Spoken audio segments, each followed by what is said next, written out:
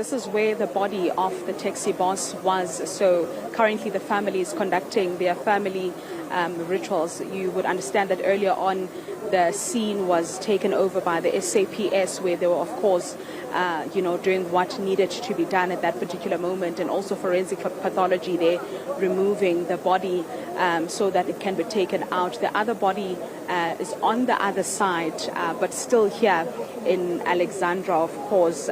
Much earlier we saw family members, of this taxi boss, of course. Some of them, just got that message and they came to view the body on the scene. There were emotional scenes as, the grieving family of the well-known taxi boss, got to witness, something that's quite harrowing, because they obviously got to the scene before the body was, removed. At this particular moment, the motive still remains unknown.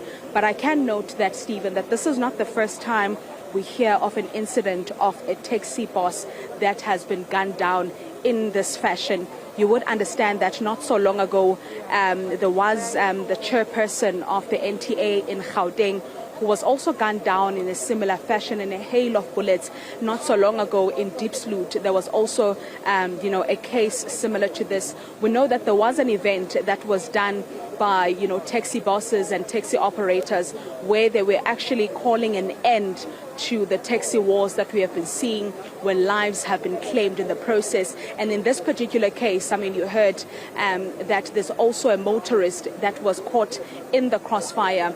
And we do know that some of the bodyguards are currently receiving medical treatment at this particular moment. I can tell you that the community is living in fear right now, because this happened, in their community, not far from their homes. So their greatest fear is that what if this happened when there was a child, perhaps, or someone that was just walking by.